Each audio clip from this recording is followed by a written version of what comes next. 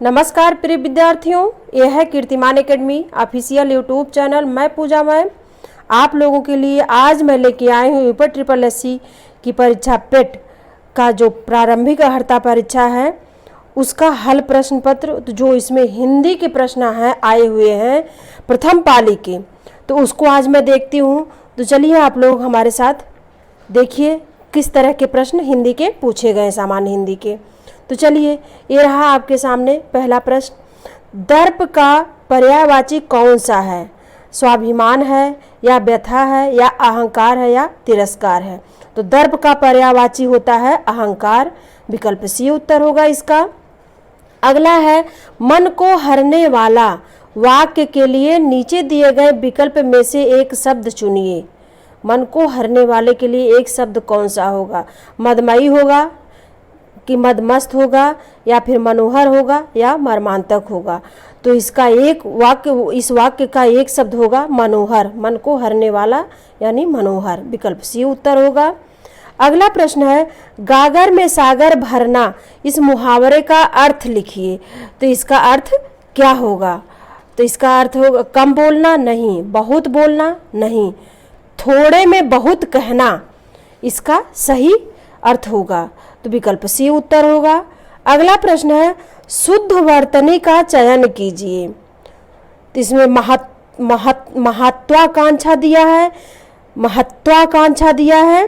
तो महत्वाकांक्षा शब्द जो है शुद्ध वर्तनी के अंतर्गत आता है, यही शुद्ध है, विकल्प बी उत्तर होगा इसका। अगला प्रश्न है, एकल शब्द का विलोम शब्द क्या होगा?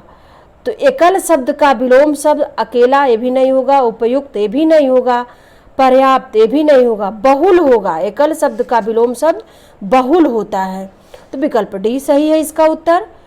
अब आइए हम गद्यांश देख लेते हैं, अपठित गद्यांश क्या है। तो इसमें निम्नलिखित गद्यांश को ध्यानपूर्वक पढ़ के उसके प्रश्नों का हमको उत्तर देना है। तो चलिए पहले प्रश्न को देख लेते हैं। विश्व शांति की स्थापना के लिए सबसे आवश्यक क्या है? तो इसमें आपके चार विकल्प दिए गए हैं, जो है परिश्रम और ज्ञान, ये है नहीं, आत्मीयता और समीपता, या फिर अहिंसा और प्रेम, या हिंसा और भय। तो इसमें हमको जब गद्यांश पढ़ेंगे तो सारे प्रश्नों के जवाब मिल जाएंगे। अगला प्रश्न इसमें है, कठोर से कठोर हृदय को भी कोमल बनाया जा सकता है, किसके द्वारा? तो भय द्वारा या फिर अहिंसा द्वारा, या मौन पालन द्वारा, या सत्य पालन द्वारा। अगला है, किसी भी राष्ट्र के स्वर्णिम युग के प्रमुख तत्व हैं कौन? शांति, सुख और रचनात्मक कार्य, या फिर अध्यात्म और उपासना, या फिर धन और सम्मान, या धन और वैभव। अगला प्रश्न इसका है, चलिए देखते हैं, नितांत शब्द का उपयुक्त पर्याय क्या है? निम्न, विधिवत, बिल्कुल, या भली भांति। फिर अगला प्रश्न इसमें है, विश्व में शांति क्यों आवश्यक है? तो पहला दिया, कठोर से कठोर हृदय को भी कोमल बनाने के लिए, या फिर व्यापार और कृषि की उन्नति के लिए, या उत्तमोत्तम रचनात्मक कार्य के लिए, या फिर मानव जाति के विकास के लिए। तो चलिए फिर से हम अपने अपठित गद्यांश को देखते हैं, पढ़ते हैं, देखिए हमारे प्रश्नों के जवाब मिलते हैं। तो चलिए शुरू करते हैं। धरातल से युद्ध की विभीषिकाओं को सदा सदा के लिए समाप्त करने के लिए गांधी जी ने विश्व को अहिंसा रूपी अस्त्र प्रदान किया। गांधी जी कहा करते थे कि प्रेम और अहिंसा के द्वारा विश्व के कठोर से कठोर हृदय को भी कोमल बनाया जा सकता है। उन्होंने इन सिद्धांतों का परीक्षण भी किया और वे नितांत सफल सिद्ध हुए। हिंसा से हिंसा बढ़ती है, घृणा से घृणा को जन्म देती है और प्रेम से प्रेम की अभिवृद्धि होती है। अतः यह निश्चित है कि बिना प्रेम और अहिंसा के विश्व में शांति स्थापित नहीं हो सकती। शांति के अभाव में मानव जाति का विकास संभव नहीं है। प्रत्येक राष्ट्र का स्वर्णिम युग वही कहा जाता है जबकि वहाँ पूर्ण शांति और सुख रहा हो तथा उत्तमोत्तम रचनात्मक कार्य किए जाते हों। भौतिक दृष्टि से व्यापार और कृषि की उन्नति भी शामिल ही संभव होती है। अतः हम यदि विश्व का कल्याण चाहते हैं तो हमें युद्ध का बहिष्कार करना ही होगा। अहिंसा और प्रेम की भावना से विश्व में शांति स्थापित करनी होगी, तभी विश्व में सुखमय एवं शांतिमय राज्य की स्थापना होगी। तो ये रहा आपका गद्यांश। आप ज़्यादा हमारे सारे सवालों के जवाब इसमें मिल गए हैं। तो चलिए देखते हैं, विश्व शांति की स्थापना के लिए सबसे आवश्यक है, तो इसमें सबसे आवश्यक अहिंसा और प्रेम, विकल्प सी उत्तर होगा इसका। अगला प्रश्न है, कठोर से कठोर हृदय को भी कोमल बनाया जा सकता है, तो इस सवाल का जवाब है अहिंसा द्वारा, विकल्प बी उत्तर होगा। अगला प्रश्न है, किसी भी राष्ट्र के स्वर्णिम युग के प्रमुख तत्व हैं, तो कौन से वो तत्व हैं, तो आइए देख लेते हैं। शांति, सुख और रचनात्मक कार्य इसके प्रमुख तत्व हैं, विकल्प ए उत्तर होगा इसका। अगला प्रश्न है, नितांत शब्द का उपयुक्त पर्याय क्या है, तो नितांत शब्द का उपयुक्त पर्याय है बिल्कुल, विकल्प सी उत्तर है। अगला प्रश्न है, विश्व में शांति क्यों आवश्यक है, तो विश्व में शांति मानव जाति के विकास के लिए आवश्यक है, विकल्प डी उत्तर है। तो ये तो हो गया पहले अपठित गद्यांश का उत्तर, प्रश्न और उत्तर। अगला जो है, तो चलिए अगला अपठित गद्यांश देखते हैं। तो इसका पहले प्रश्न देख लेते हैं, तो आगे फिर गद्यांश को पढ़ते हैं। तो चलिए देखते हैं, वैज्ञानिक चिंतन पद्धति ने मनुष्य का सबसे बड़ा उपकार यह किया है कि उसे मुक्ति मिली है प्राचीन सांस्कृतिक परंपराओं से, या फिर भ्रमपूर्ण रूढ़िवादी विचारणा से, या फिर पुरानी शिष्ट और औपचारिकताओं से, या फिर संतुलित अनुचिंतन से।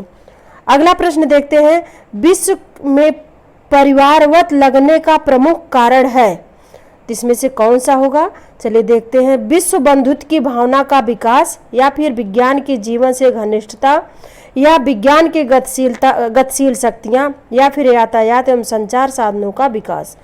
अगला प्रश्न है, हस्तामलक शब्द से अभिप्रेत है स्पष्ट और अनायास बोधगम्य, या फिर हाथी के लिए आंवले की तरह, या फिर पास में रखे आंवले की तरह, या फिर अस्पष्ट परंतु सायास बोधगम्य।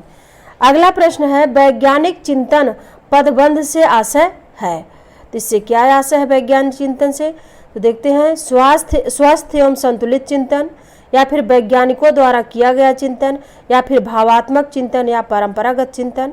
अगला प्रश्न है, विज्ञान मानव की सबसे बड़ी शक्ति इसलिए कही गई है क्योंकि इसके बल से मनुष्य अंतरिक्ष के क्षेत्र में हस्तक्षेप कर सकता है, या फिर सभी भौतिक सुविधाओं से संपन्न है, या फिर प्रकृति और प्राणी जगत का सिरमौर है, या फिर विद्युत शक्ति का स्वामी है। तो आइए देखते हैं अपठित गद्यांश। हमारे सवालों के जवाब सारे जब मिलते हैं, मिलेंगे क्यों नहीं।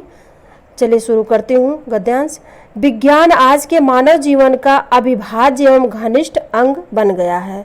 मानव जीवन का कोई भी क्षेत्र विज्ञान के अश्रुतपूर्व आविष्कारों से अछूता नहीं रहा है। इसी से आधुनिक युग का युग कहलाता है। आज विज्ञान ने पुरुष और नारी, साहित्यकार और राजनीतिज्ञ, उद्योगपति और कृषक, पूंजीपति और श्रमिक, चिकित्सक और सैनिक, अभियंता और शिक्षक तथा धर्मज्ञ और तत्वज्ञ सभी को और सभी क्षेत्रों में किसी न किसी रूप में अपने अप्रतिम प्रदेय से अनुग्रहित किया है। आज समूचा परिवेश विज्ञानमय हो गया है। विज्ञान के चरण गृहिणी के रसोई घर से लेकर बड़ी बड़ी प्राचीरों वाले भवनों और अट्टालिकाओं से ही दृष्टिगत नहीं होते, प्रत्युत वे स्थल और जल की सीमाओं को लांघकर अंतरिक्ष में भी गतिशील हैं। वस्तुतः विज्ञान अद्यतन मानव की सबसे बड़ी शक्ति बन गया है। इसके बल से मनुष्य प्रकृति और प्राणी जगत का शिरोमणि बन सका है। विज्ञान के अनुग्रह से वह सभी प्रकार की सुविधाओं और संपदाओं का स्वामित्व प्राप्त कर चुका है। अब वह ऋतुओं के प्रकोप से भयाक्रांत एवं संत्रस्त नहीं है।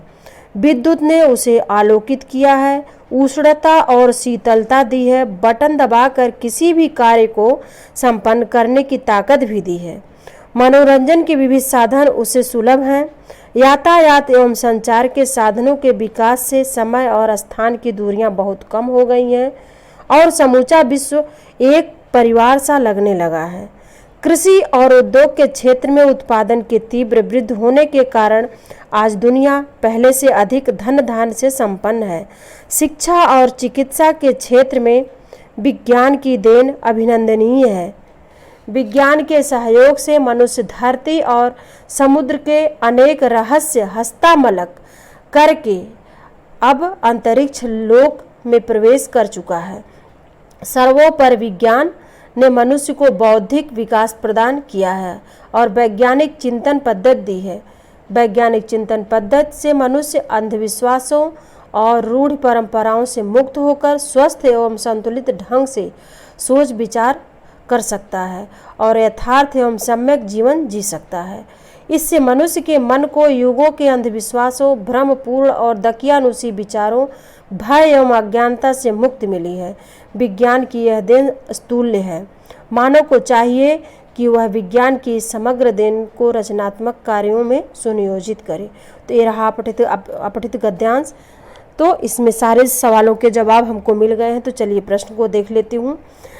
पहला प्रश्न है, वैज्ञानिक चिंतन पद्धति ने मनुष्य का सबसे बड़ा उपकार यह किया है कि उसे मुक्ति मिली है। तो इसका सही, सटीक और सही प्रश्न का उत्तर है भ्रमपूर्ण रूढ़िवादी विचारणा से। विकल्प बी उत्तर होगा इसका। अगला प्रश्न है, विश्व के परिवारवत लगने का प्रमुख कारण है। तो विश्व के परिवारवत लगने का प्रमुख कारण है यातायात एवं संचार साधनों का विकास। विकल्प डी उत्तर होगा इसका। अगला है, हस्तामलक शब्द से अभिप्रेत है। तो हस्तामलक शब्द का अभिप्रेय है स्पष्ट और अनायास बोध गम्य। इसका हस्तामलक का अर्थ होता है हथेली पर रखे आंवले की तरह मतलब आंवले से नहीं लिया जाएगा। हस्तामलक हथेली पर रखे आंवले की तरह, इसलिए विकल्प ये उत्तर होगा। अगला प्रश्न है, वैज्ञानिक चिंतन पदबंध से आशय है। तो यानी वैज्ञानिक चिंतन जो पद दिया गया उससे क्या आशय है। तो इससे हमारा आशय है स्वस्थ एवं संतुलित चिंतन। विकल्प ये उत्तर होगा। अगला प्रश्न है, विज्ञान मानव की सबसे बड़ी शक्ति इसलिए कही गई है क्योंकि इसके बल से मनुष्य क्या होता है, तो प्रकृति और प्राणी जगत का सिरमौर है। तो विकल्प सी उत्तर होगा। तो ये था आज का प्रीवियस ईयर प्रश्न का हल हिंदी का। तो फिर हम अगले प्रश्न सेकेंड पाली के प्रश्न उत्तर जो है प्रश्न हिंदी के सामान्य हिंदी के, तो उसको लेके मैं कल आऊँगी। आज इसको आप लोग प्रैक्टिस कर लीजिए। तब तक के लिए धन्यवाद।